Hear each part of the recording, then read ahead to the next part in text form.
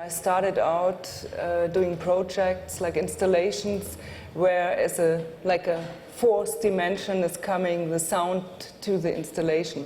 I did several tracks for pieces, for shows.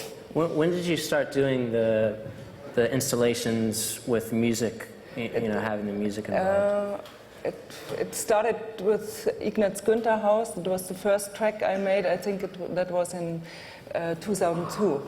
Okay. So that was the first one I made, and then I liked it so much. And that was one idea to get over kind of a showroom of an installation, of an institution, like that was a showroom of a public space, and I wanted to get different people there, not the normal art crowd. And so I tried to make kind of to take this house with music, with house music, and I made a special track for that house. But before that, you were doing art as well, but without music? Or? Right, yeah. Because I used to start, I always made music my whole life. I started with 6 years, I learned the guitar, and then I started to play cello. I sang in different choirs and orchestras, and so it was really like a musical childhood. Right. And then I studied music and also art, but musical-wise, I mainly played in a band, F.S.K, we talk on later, and I wanted to keep it separate, so I had this kind of band project, and my art was not about music. But then I thought, why shouldn't I bring all this experience I had for so many years in making music and working at studios and concerts to bring also in this kind of art world. Right. So that's where you get very this. Recent.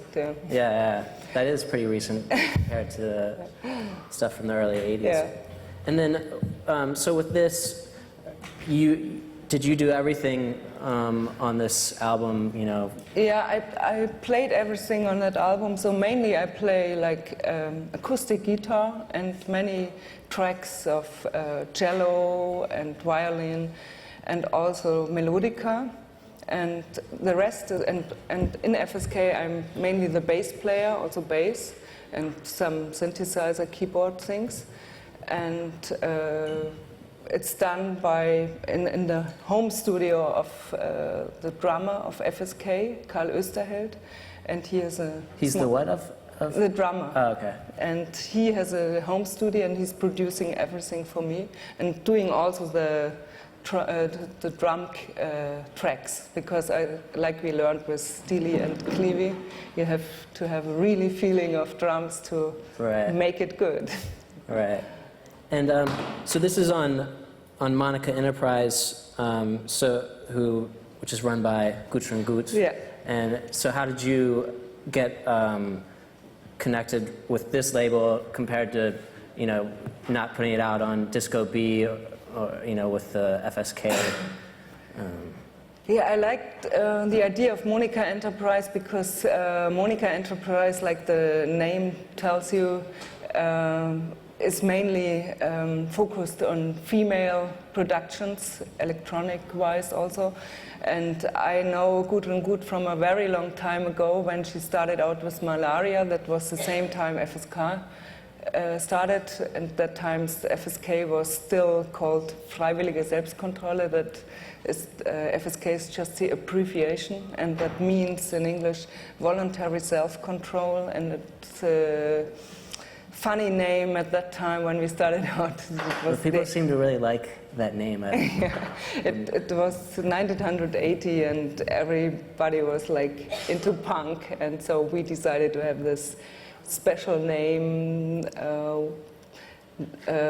This name comes from the German film industry, and it's a self-censorship institution for filmmakers. So filmmakers have an institution where they give every film, and this institution decide if they retouch genitals, if they cut out pieces who are not politically correct or whatever. So we like that you have when you bring something out, like a product of music, you have your self-censorship in your mind. Well, so I guess, should we play the piece of... Another piece of mine? The DVD that you said goes with this, Yep. with the art installation. Yeah, we could play that. There's a 10-minute documentary on an exhibition I made, and I could say some words about it. And it's in a museum in Innsbruck in Austria. And Innsbruck has one of the very rare European panoramas. You might know what a panorama is. It's a round building where you can go inside, and it was very famous in the 19th century. And mostly you have kind of a round painting, all 300 degrees, 60 degrees around you, and kind of a reenactment of a very important moment of history. Like this thing in Austria has a subject of the Tyrolean liberation fights of Andreas Hofer, and they tried to keep Tyrolia, what is still a subject because Tyrolia, Tyrolia, I don't Where know. is it? Tyrol, what is that in English? Tyrolia is where now is that? it's an alpine part of Austria. Okay. But after the First World War, it went to Italy. It's now a part of Italy. Okay. And there were always, like Poland, there were always in the whole history, they belonged to different countries, and they wanted to be free. So and that's the liberation thing. And at that time, Napoleon came in, and they had this kind of fights against Napoleon and against the Germans who went with Napoleon against Austria. So it's the whole thing. So that's the whole basis for this. Yeah, and that was installation. it's a very important round wooden thing. You go inside, and it's like an attraction for tourists still. And it's more than 100 years ago it was built and painted. And you have this situation where people are fighting, and you see a wonderful painting of the whole landscape. And I did a new piece about this kind of situation, but I did a new kind of panorama about Innsbruck. So it's mainly done when you pass there by car, because today you have the big autobahns from Germany to Italy. You always pass Innsbruck, but nobody go again to Innsbruck. It's just passing by. I thought, isn't that skiing there or something? Yeah, skiing, or some Japanese tourists or American tourists go there, but it's mainly passing by. So I made a kind of a trip passing by Innsbruck and spotting out of several buildings or several landscapes where famous movies are done and things like that. So. Okay.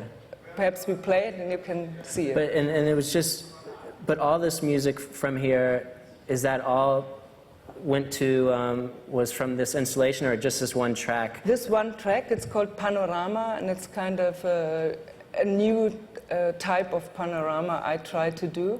So because in the historical panorama, the visitor of the installation is always like guided, like kind of didacted, that you have a special moment of history, and you have to learn how this history was. So it has kind of a link that you have to politically learn what is your lesson. And in my case, I wanted to give the people the impression that it's kind of an atmosphere, like a mood, and you really can decide. And there's not one moment of history, so it's just passing by. So just play it and we can see it.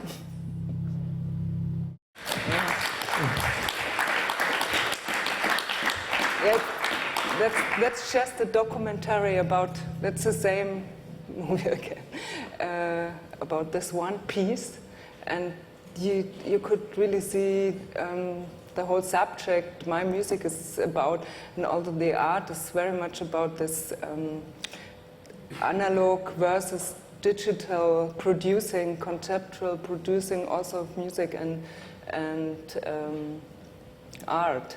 So the drawings were kind of slides, and the slides were wandering around, and the drawings were done with a sewing machine, because in my sense, sewing machine is one of the first computers, because it makes this kind of hole and a minus, so you have a 0 and a 1 and or a hole and a I don't know, strich, what you say, a line, and just to bring it away from that kind of handwriting, was normally connected to this kind of male genius producing of art, to have this kind of distance to the production.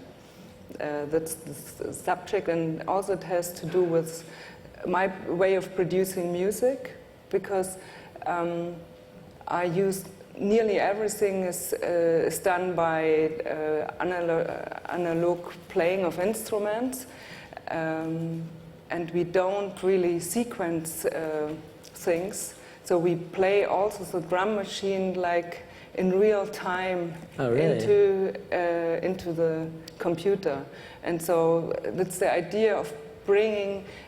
So we are really trying, influenced by electronic music, but to bring it back to this kind of breathing in a way, to have it like Clivi and Stilis, to have it more in an oval mood, the music, that it's not really like, but because sometimes if you program the drums, it's really like dead. You have to do it really good. So we, when I do a track, I first start out with a sample. So like in this track you could hear, this was a sample of an alpine sitar music, like 4 old men playing these tunes, and I cut out really short piece, and it was in a 3/4 takt. What is this?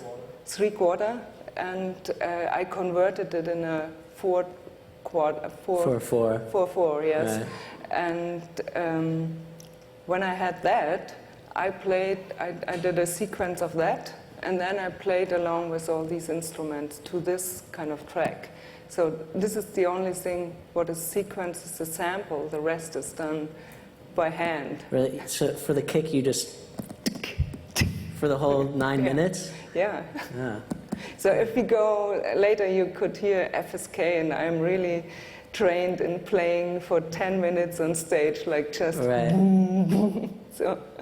Well, you know, for this stuff, it sounds like you have a lot of, you know, kind of house and techno influence. Yeah, that's true. And I guess who are you listening to, or you know, what kind of producers in that realm kind of were influencing how you did this? So I think for my music, it's a lot influenced from German music, from Kraftwerk up to Mike Inc, I would say. Really, Mike Inc is a very big influence in all the compact productions. So how they treat sounds and. But just so but it's a German thing that you're going. Because it seems really like it seems like with a lot of the with the F.S.K stuff, there's a lot of looking at American things. So for this, it's more of a German getting back to that. You can't really tell because I'm really listening to so much music from like any kind of music, and but in this. I would say I often have some tracks of Mike Inc in my mind. Okay. All right. Well, let's go back now and start talking about, I thought perhaps to play, that would be a good transition to play a song. Yeah, let's do that. I don't know if someone knows the album of mine. I have a new track also with me, who will come out on a compilation. I think Chicks on Speed do a compilation. I did a new track for them, so I could play that and afterwards a song, and then we could go on to F.S.K. Sure. It's okay.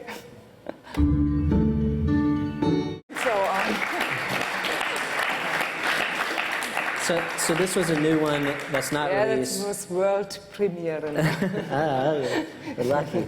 Okay, but so on. It's longer. So I always like to make these tracks like quite long. So. Right.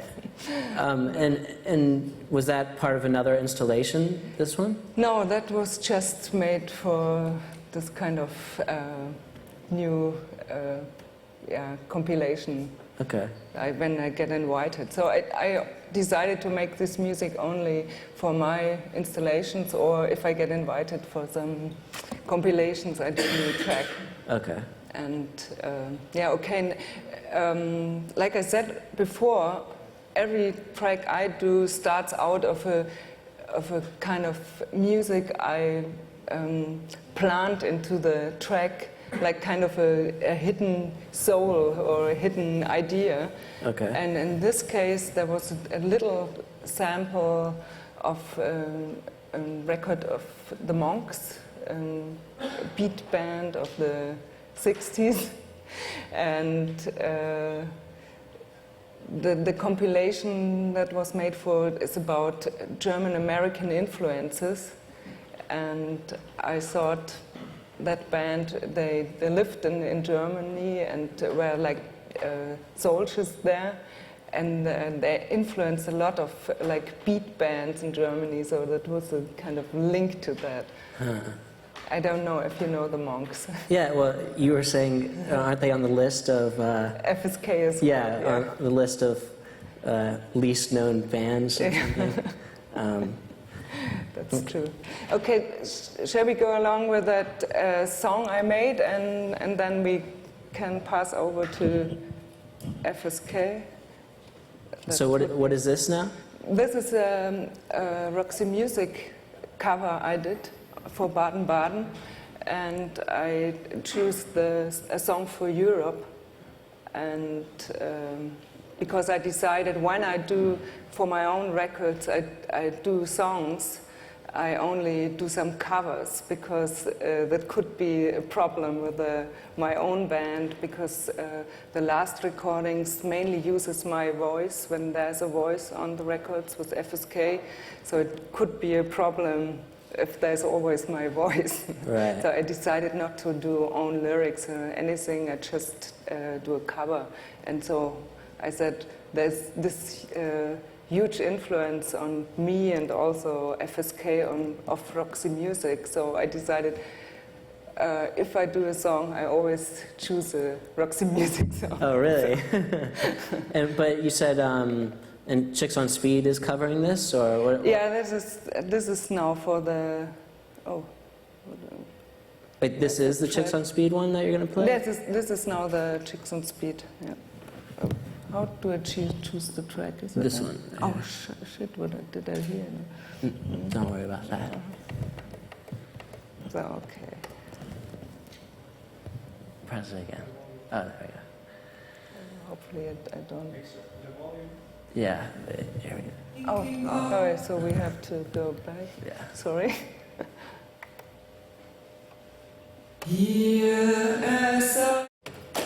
And so on.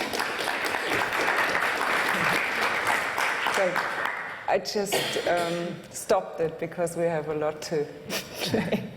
And so with this new stuff, do you perform it out at all? Yeah, when I started, I just wanted to make some music for these art concerts, right. And then it was really that when I compiled it for Good and Good for the record, there were so many requests for performing it, so we really had to think about it, how to do it. And now we developed a concept how we can bring it on stage, because normally I only could do it with like 8 people playing along with it, because I try to keep it very basic when we do it, but still you need at least 7, 8 people who play these like cellos, guitars and things like that. And so now I decided to have it like a different concept, and we have now on stage I didn't want to bring a computer, and so not a laptop, to have it different. And so I did a version, kind of some tracks mixed down and put it on an ADAT. So we have an 8-track tape ADAT on stage with a mixing desk. And Carl, who did the studio work for it, he's coming with me to the concerts, and he's playing along with like violin and xylophone and doing also the whole mixing. So he can also still influence what is on the tape tracks. He can work on it when it give comes it a out. different feeling. Yeah, as a kind of a live thing, and I play along with cello, guitar, melodic, and all these, or sing. So we have this kind of semi-live, but still the rest is coming from the tracks. But it's not a computer, so you have like the feeling, like music. Time goes by, so it's quite important, I think. So it's just the two of you doing it then? Yeah. Okay. Yeah, it's also a money problem. All right. So I played such a long time in bands, so I like to have one product at least where you don't have to share with 5 other people the money, you know. And also it's easier because to play this music, you really had to rehearse, because it's basic on one side, but it's still, you have to do it very precise. Right. So how many performances have you done? I think only 5 or 6, but I'm really looking to it very exquisite. Right. So I played 2 times in Paris and 1 time in Frankfurt, 1 time in Berlin, and so yeah. So I try really to select certain special events. So should we go back and talk about F.S.K. now? We can do that. Yeah. Okay. So I guess, I mean, do you want to, I guess, kind of give people an overview of how F.S.K. started? And God, I know it's a big story, but there's a lot to it. But I guess, you know, how you guys formed and, you know, what was it? Because, I mean, it seems like there's a lot of concepts in F.S.K. So maybe you can go through some of that in the beginning of how, you know. Yeah, we could go along from the very beginning up to today. That would be one idea. Or you want to go backwards? I don't know. I think it's better the other way around. Yeah, and also, if you listen to the whole records we did, it's also in this kind of context. It might be interesting. You can hear it how times goes by because of the kind of qualities you are able to produce music,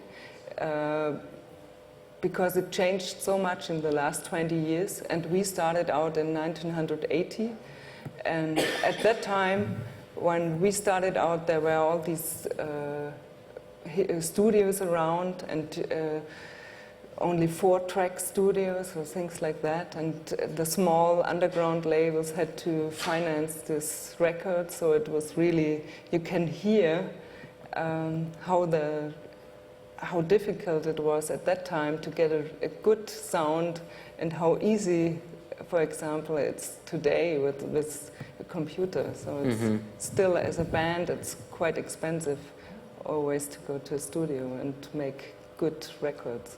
Right. So, yeah, we started out, like I said, in 1980, and we met at art school in Munich, and I was gonna. I mean, I don't want to get too personal, but you guys were like, how that was in your 20s then, your early 20s, or Yeah, we are in the early 20s. Okay. Okay. And so one of us is a photographer, one is a writer, and I'm an artist, and another one is now a curator. At that time, he was also studying at art school. And we used to start out with a magazine, we were very much influenced by Andy Warhol's Interview, and then all over Germany there started out this new wave bands and Neue Deutsche Welle, they called it in Germany, and punk bands, and we wanted to be part of it. And in my case, I used to study music and studied also art, but I didn't go to any pop or rock concert. I came out of this musical family, but I went to some jazz concerts, but never to a pop concert. So my first concert I went was when I was on stage with F.S.K, so it was quite different for me. And when I started, these other guys we did the newspaper together, they wanted to make a band, and then they wanted to have a woman in the band, and then they asked me because they knew that I could play a lot of instruments. And so the first bass I played, I borrowed from another band, and for the first 2 years I had this borrowed Fender bass of another band. So that was, you can hear it, that it's really different. It's not so much about music in the beginning, it's about music, but not so much how it's more a concept. It's really, in this, you have to think about punk and like not so much being a very good musician. That's not the idea behind it in the beginning. So how many people are playing in this then? It's 4 people. So it's me and Thomas, he's the writer, Thomas Meinecke, and Wilfried Petzi is playing guitar, and Justin Hoffmann is also playing guitar. So I play it to you, and perhaps I don't think we should play it to the end because perhaps you might not understand the lyrics, but to get a feeling. Yeah, we'll just get a feel. Yeah, volume. Oh, sorry.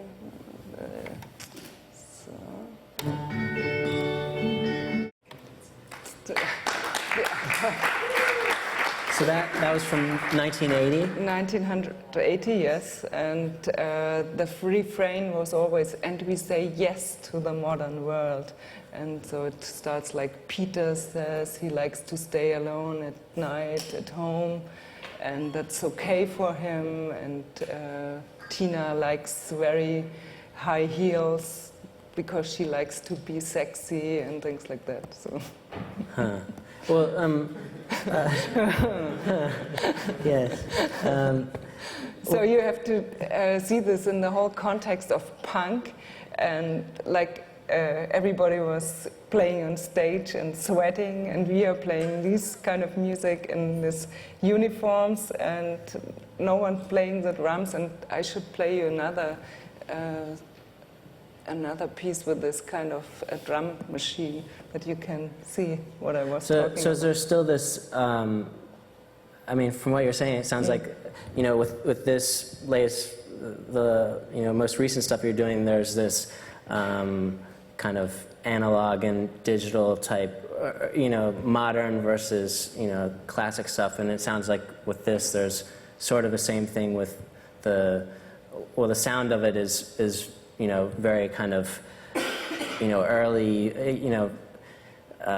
I guess, I don't know how to describe it, but compared to, you're talking about having the modern world, so you're still having that kind of dichotomy, I guess, of, is that there, or am I just making stuff up? Yeah, it's hard you can to say tell. I'm making stuff up. It's fine. I don't know. I'm not sure if I got right what you meant, but F.S.K is very much about a concept, about being a band and making music. So it's really a whole story about 25 years of friends making together music, and it's also music about music, how we listen to music and how we react to how the whole music world developed, how the subjects are. And so there's not really, we are not a band who are inventing this kind of sound and staying on doing it. So we just do all the time very different stuff, but it's always us four, but since 15 years now, 5 people doing this kind of music. And you might hear it, how we treat the instruments and how we quote things, so people really know now the sound. But I wanted to play you another track of this first single, so you could see the range, what we did on our first single, that really people thought, what is that? Because that sounds really different. I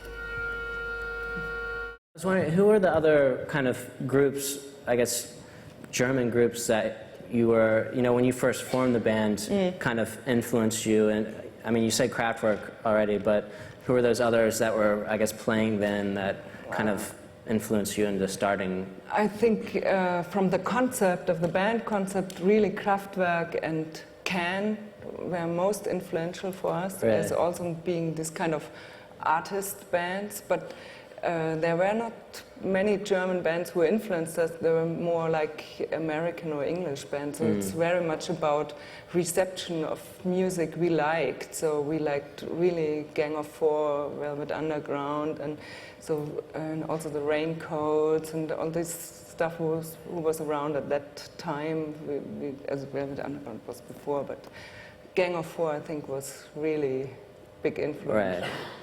Okay. So I could play now a song from '82, and you could hear how we also adapted this kind of jazz quotes we liked a lot. So that's quite funny also. And it's the magazine that you guys first, when you first started, you had a magazine that you guys were doing, right? And what was that? Was just trying to be like an interview, like Andy Warhol, or? The idea was a little bit like Andy Warhol's interview, but Andy Warhol's interview was very much interviews. You Right. know? And we were just like people who are still students, and we, like everybody who we liked, we asked for, do you want to do something for the magazine?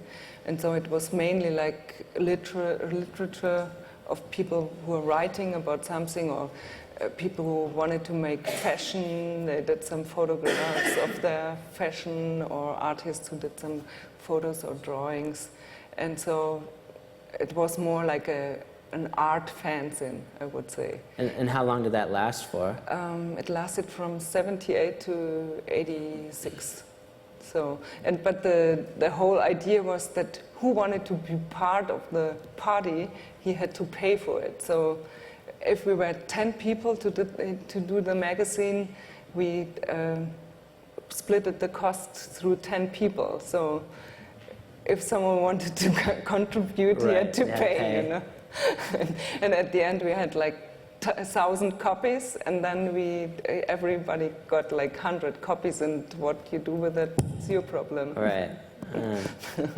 And some people gave it to shops, others just gave it to some friends. So that was kind of funny distribution. Right. The next one I wanted to play is from '82, and it's called Melody to Shoot You in Your Heart. I don't know, in Germany we have these funny words where you can put like 3 or 4 words together and made a new word out of it. So it's Herzschussmelodie. I don't know how to translate. Okay. And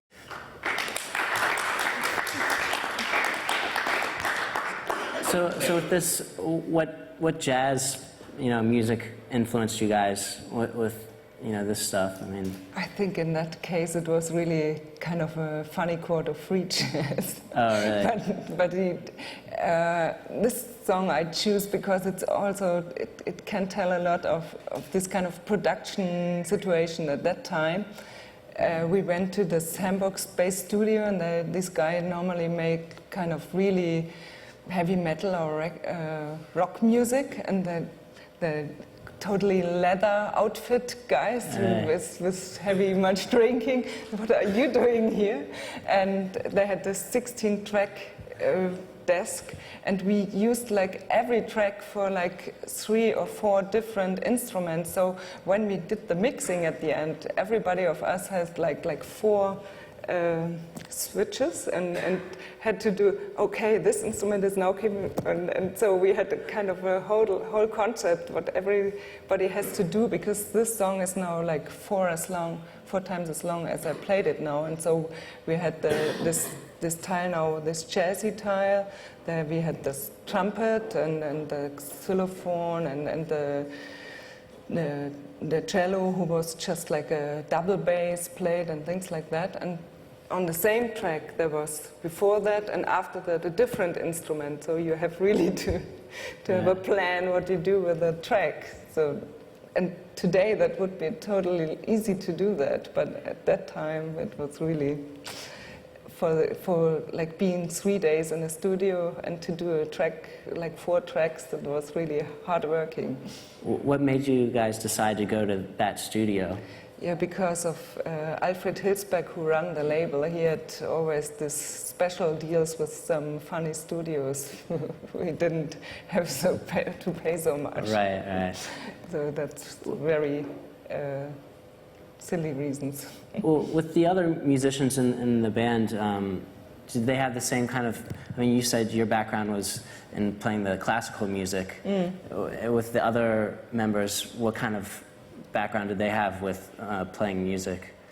The very different background. So like Justin, he's playing in the band, and he's really, since he's 11 years old, he has having bands, and he's like very good playing and guitars and keyboards. He's very good musicians. And then there's Wilfried, and he is also playing the guitar and the trombone, and he has like a funny history. He started out to playing in this kind of Saturday night event bands where people are demanding for songs. He earned his money. He's a photographer, but he used to play for years when he was young. He's coming from the very rural part of Bavaria. He played in these bands, and he's this. So we should hear a song he is singing, because he has this kind of very troubadour art, like singing, and he has this background that he can really play like many songs of Elvis Presley or whatever, the Beatles. He just can do it, and so he has that background. And then there's Thomas.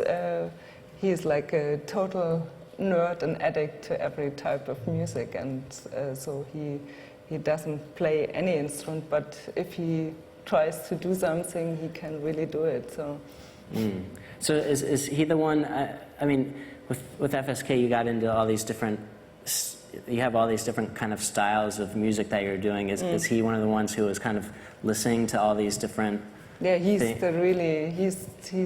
the whole collection, so, and introducing many things to the others they don't know. So, and I think we met because we are really interested in listening to music, and it's kind of a group of people who we like to meet and just to listen to music, and that's the way the band started in a way. And I think that's also the secret behind it, that we do it now for like 25 years. Right. It's still not boring. So, but I should play you one with a troubadour singing, and that's a more kind of a pop thing. It's called hymn. It's hymne. It's a hymne. Anthem. Okay. Ah, God, I forget all. Okay. When did you first, play, do a Peel session? That was in '85. Okay. 85. And then the last one you did? That was November last year, and it was really sad because we arranged with him to make the session in spring. We phoned several times that we should come and do a session again, and then we always wanted to come when he is in town, and because of us, everybody is also doing something else, not only music. It was quite difficult to get a time to go there. And then we arranged it for November, and when we came over, he was just died 4 days ago. So it was really sad coincidence to do it then. So we just recorded it when we learned that he was dead. Did you have a favorite Peel session that you did? Do we have a favorite? No. Yeah, not really. So we did also kind of strange things. We did like 4 Beatles songs for him. And yeah, we tried to do things so really... Were those released, or...? Yeah, they are released, yeah. But most of the stuff is not released because you have to buy it off the BBC, and so that's kind of expensive. Right. And yeah, we tried also, we should to talk about that. It's because what I played now to you, F.S.K, that was always with German lyrics, and it was really this time when we started, this kind of new wave German Neue Deutsche Welle started out, and we really used the German language. And after '83, all these small labels were just breaking down, and so it was really kind of going down this situation for independent music. And why was this happening? I think it had to do that the big music industry took over the kind of ideas behind the concept, and also it's not only music-wise, it was the whole fashion and everything. Like they took over kind of punk gestures into like advertisement and things like that. So they took away from this kind of underground movement that took these kind of codes. And after that, it really began that all these German bands who started out with us got taken over by the industry. They got this really big offers. You get like 100,000 D-Mark, and we do 3 albums with you. And then it happened that they only did 1 album, and then the band vanished in the somewhere, you know. Right. And so they really died it out, the whole scene. And artificial products who did a kind of a quote of this development, like Nina started out then and took over the business. So I think that was, in a way, the reason. So it's quite complicated to tell. But at that time really all these small labels had problems to get in the record stores, and so it was a hard time. And so many bands changed to English and tried again to sound like an English or American band, and not so much more to be something different, anti music business or whatever. And for us, we wanted to keep on the concept, and then it started that because I lived in England, we had a deal with an English label, Strange Red Rhino in New York, and we decided how can we do it to get this concept of the band to kind of an English audience, but with our German lyrics. And so we began doing cover versions of songs. We what songs we took. We have taken to tell the people what the music is about, how we treat this material. And I could play one to you. And I think we did this also for a Peel session, but I have it from a different Okay.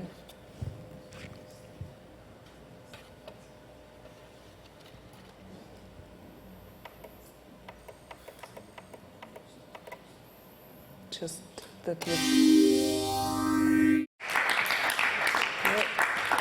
Well, this one, I know that John Peel really liked very much. Right. And so... So wait, this was from '83, you said? 83, this is on that record, yeah. Okay. And at this point, is this when you guys are wearing the plaid uniforms? Yeah, we changed then to this kind of checked shirts and blue jeans, so we had now a different uniform. And what did that uniform mean? Yeah, that was kind of a gesture against New Wave in a way. So when New Wave had taken over the whole system in a way, we wanted to make a different quote. And then we started also that Thomas bought himself a trumpet, and Wilfried got this trombone, and we had this brass section, so that started then. Huh. And you always have to see it in a concept. That was 82, 83, that was really this time of this kind of very heavy new wave area. So you were trying to do a reaction. Yeah, we always to that. did say like, okay, what is going on, and we just to set a light and go left again, right, or something, you know. So then after this period, what did you start doing after this? I mean, it's hard to tell. I just play you from our first Peel session another example that you can see the range, and we also did a Bert Kempfert song, a swinging safari, and that was our first concert in London. We played the ICA Rock Week, and you have to imagine there's a drum machine and 3 German guys, they're playing guitar. And I was, in that case, I played the melodica on stage, so it was really strange. What is it? 22, okay. But this is from the same... No, it's later. It's this is 85 then. So this was now of our first Peel session. And I don't know if you know how the production situations were at Peel sessions. You just go to the BBC Studio One, and it's a huge room, half the size of this room, with wooden panels, and really beautiful room, and like a grand piano there, and a really good situation. But you have to play it like jazz in one take. So. Right.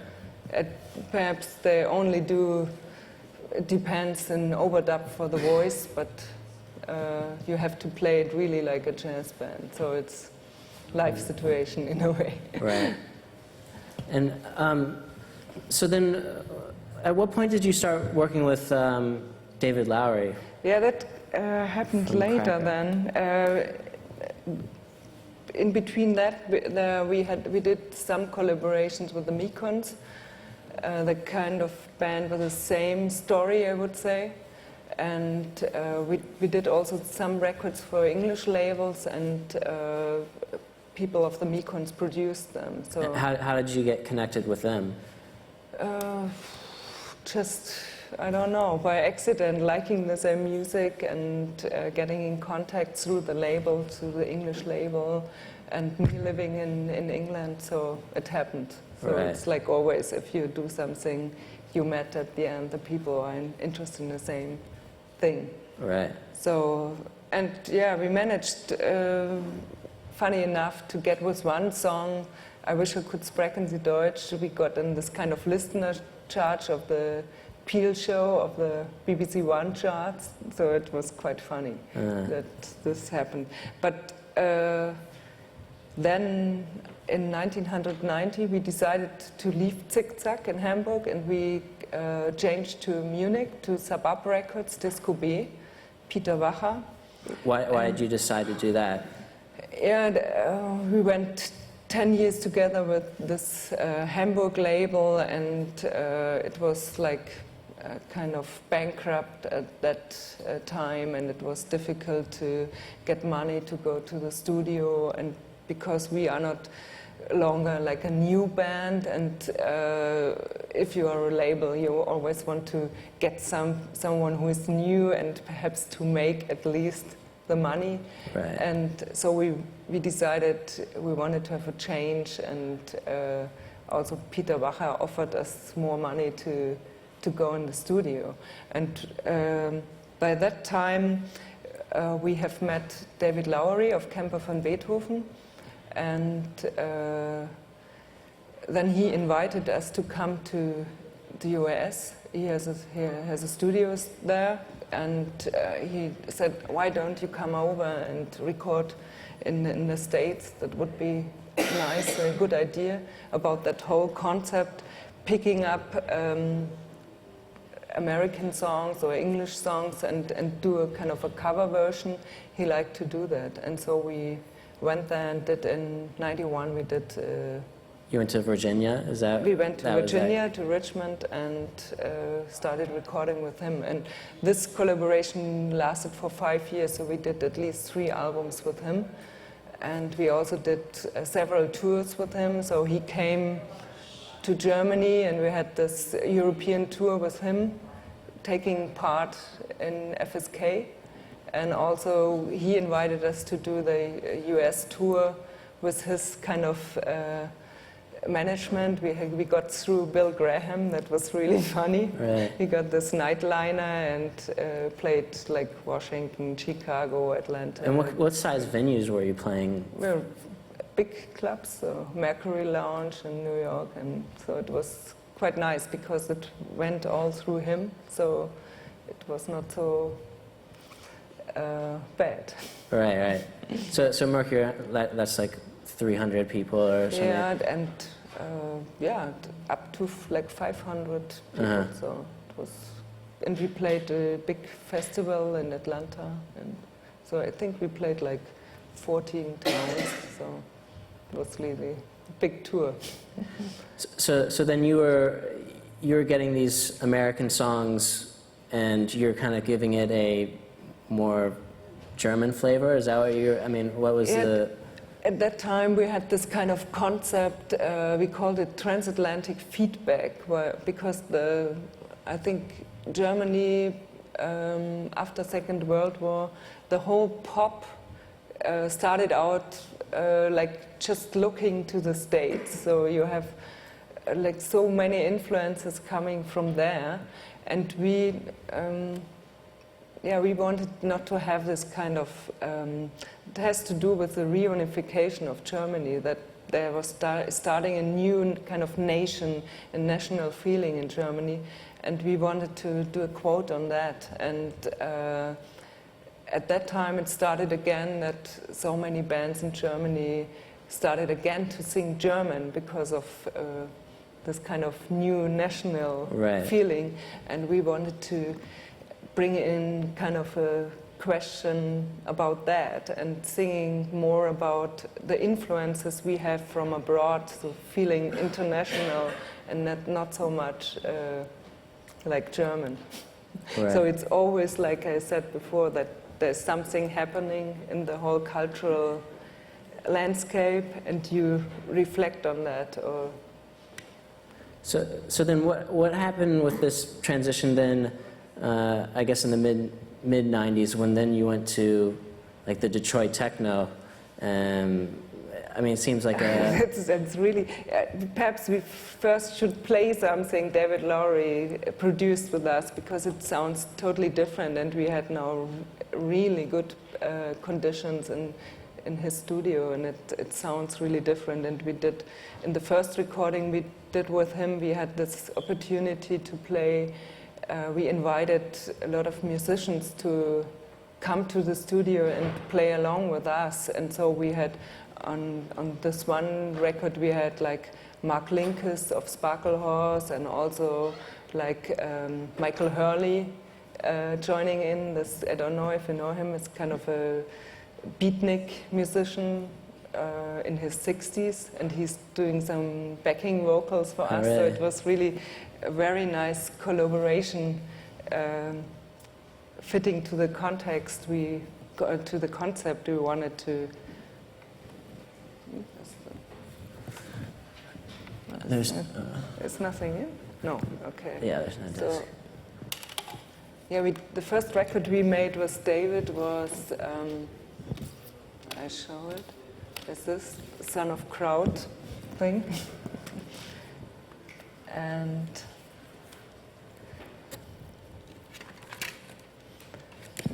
I play you now the national anthem of the GDR. We did a kind of a unplugged version of that. And that was the time when the GDR already has vanished from the map, you know, the East German part. And so we did this with a lot of guest musicians from the US, like Mark Linkes. How long would it take you to record an album?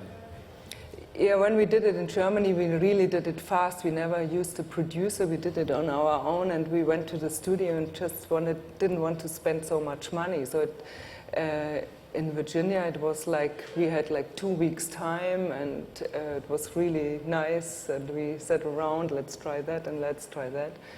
But mainly, it's always done in tracks, and then you do some special overdubs. But so we are really used to do it like a band, to play all together, and then not so much like one after another, to Right. get it right with the feeling. But I wanted to play, you know, one interesting track. David Lowery had this song who was also in the top 40 or whatever. He got I think a golden record for it. It's a song Eurotrash Girl. He made with Cracker, with his new band. And we did an adaptation of this song, a cover version in a kind of a Kraftwerk way. And funny enough, 2 or 3 years later, when we did it in 95, the Chicks on Speed took it over and did a different version of that song. So that's quite interesting. I would like to play these both songs, because that also marks a new story again, when we changed very much in this influence of electronic music. And that happened In the middle of the 90s. from this Chicks on Speed remix? Is that when it kind of... No, that happened with that record, International. That was the break where we changed Okay. to these influences. So let's play that. So this is the Chicks on Speed remix? No, that's Okay. our version. That's our version of the Cracker song. So what kind of records were you listening to then when you made this? I mean, you're saying this is when the more electronic influence happened. Yeah, we started to listen to a lot of house music, and Like, so were there any key tracks for you back then that you guys were always listening to or anything? Or it's hard to tell now. Yeah, we always listened to so different music, but I know that at that time it really started that we really looked to Chicago and Detroit, what came out of these cities, and so it started again that we also were interested in this kind of producing music. So that is the link. You still have this kind of quote of a yodeling Japanese woman who is doing this kind of alpine style. We had it on this, we mixed it in that song, but still we now try to produce different sounds on our instrument. So this is the record where you have the change, but I wanted to play you now the Did you Chicks on Speed track. Did you guys listen to any of the, Detroit and Chicago stuff? I mean, this is from 1996.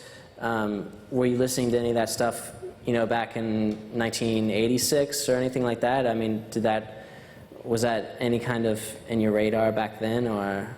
No, it started really getting in the focus in the middle of the 90s. So we knew that it was at the same time, but I think in the first half of the 90s we really tried to keep on that kind of band concept. So it started, I would say, quite late, but in the middle of the 90s. Right. So you want to listen to that Chicks on Speed version? Do you know it? No, yeah, go ahead. It's kind of a remix, they say. Hero.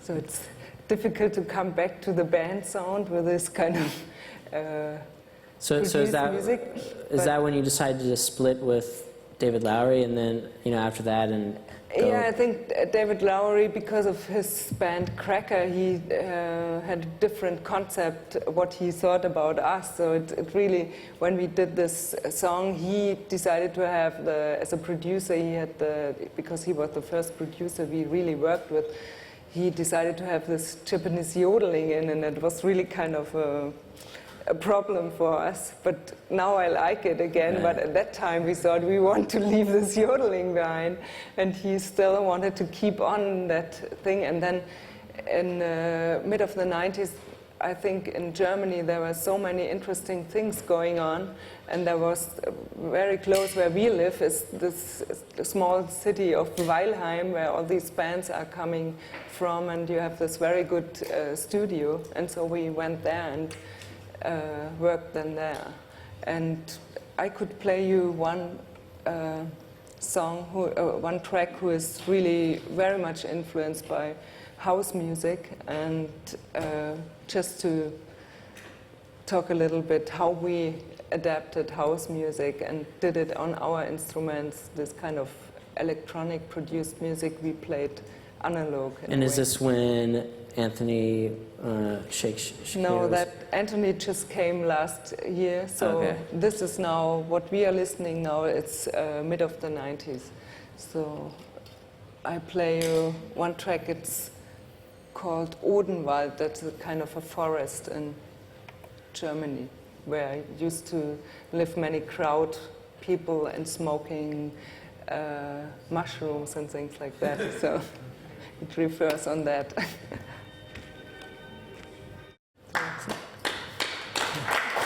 So, with these drums, was that still the drummer playing that, or? That's the drummer, yeah. So we are just one drummer. I'm playing the bass, and then we have like one keyboard and two guitars. So that's the band lineup. So. Right. But it's really about this kind of music we really like. So house music normally you produce different. So. Right. So, but now you're doing it as a band. Yeah. Okay. And I could, because we are talking about these influences, I could play you another track. It's called "The Key of Busta Rhymes." So you have another influence. And were you performing these songs out at this time? Yeah.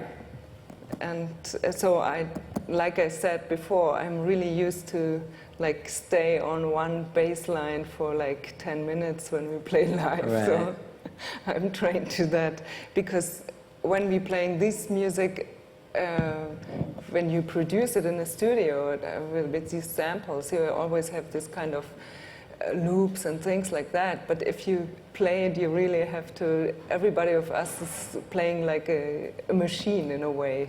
So, but it's different because we're playing it. So let's listen to that. The Key of Busta Rhymes.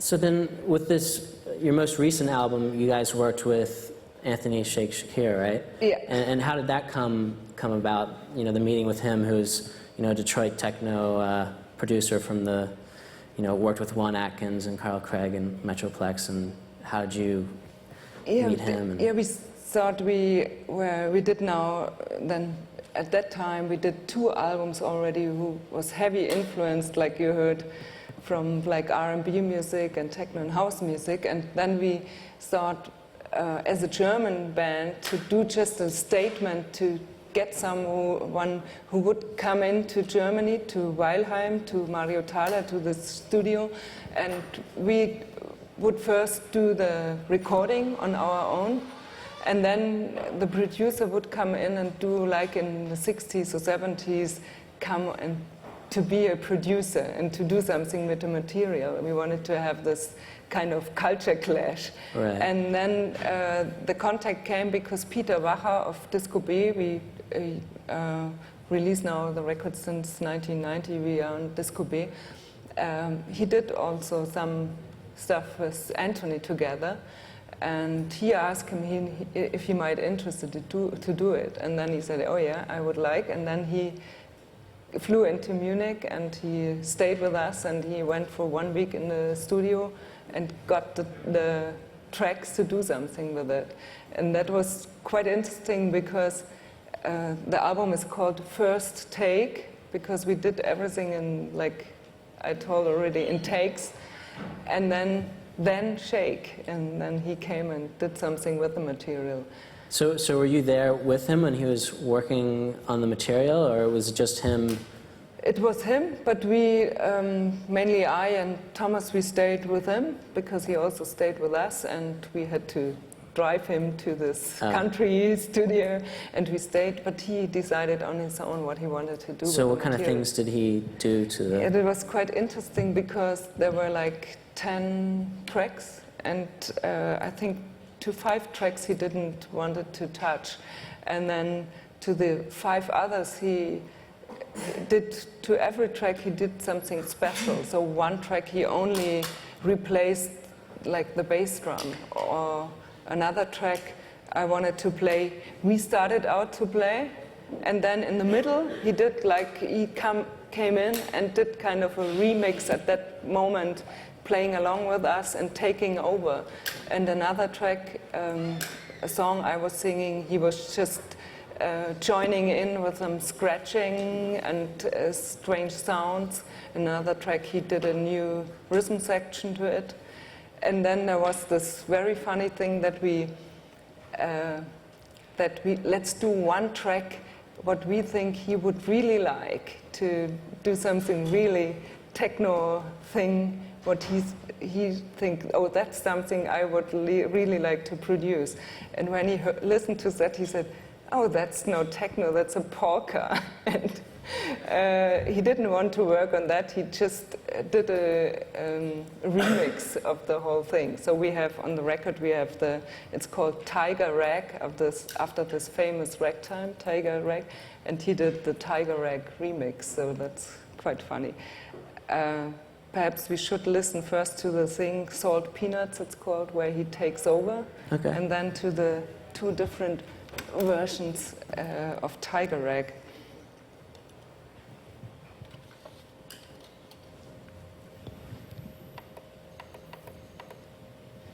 So this is now when F.S.K. starts out, and in the middle he comes in.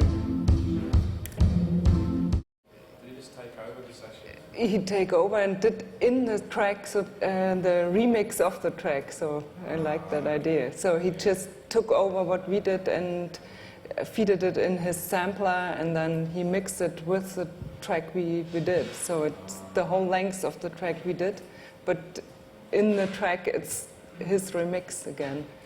So perhaps we should also listen a little bit to how he treated a song of us.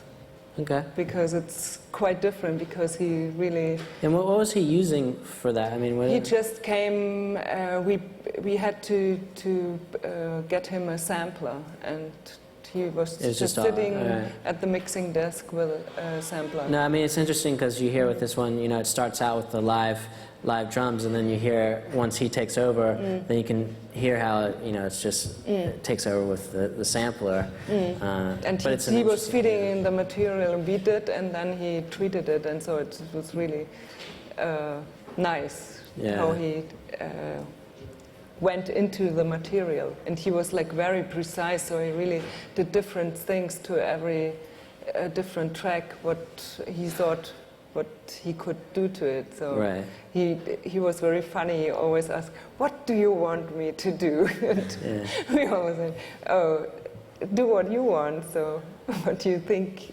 it needs to? That was really, we like to kind of this collaboration to Right. give him the material.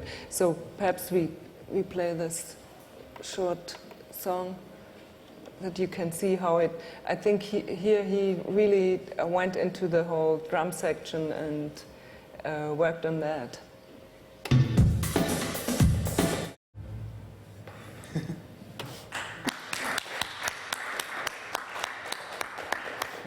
So I guess we're running out of time, but that kind of takes you through, well, we went through the whole history of F.S.K. there in a short glimpse. time, but there's a lot there. But I guess if anybody has any questions that they want to ask, now's the time. No one question left.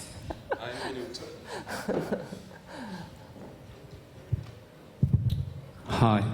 Hi. You talked a lot about using drum machines at that time. I mean, since a lot of people here are really like into the techniques and the specifics of like those kind of machines, can you tell us a little about what kind these machines were?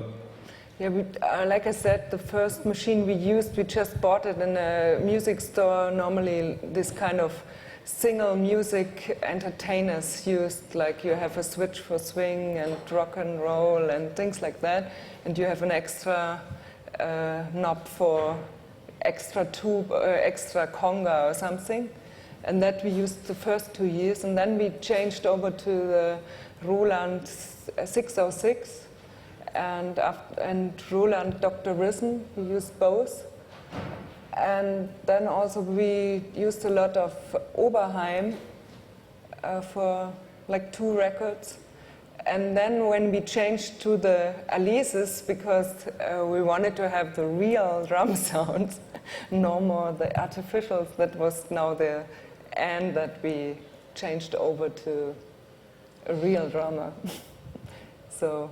Okay, what about now, like the music we heard in the beginning of the lecture? Yeah, we always play because our 5th member is a drummer. No, I mean the music that was played at the in the movie that we heard in the beginning. Yeah, okay, my music. Yes. Yeah, we don't use a drum machine. I just need use a Waldorf synthesizer. You might know okay, it. okay. And we just play along, and then we correct it by ear, by hearing, if it's really in the beat. So we don't really program it. So we just we produce the sound on the Waldorf, but we play it by finger. Okay. And I like the Waldorf very much. So that's all the music I do is like very much only a cello, a guitar, the Waldorf, and a Casio or a Töpfer piano. So. Thank you.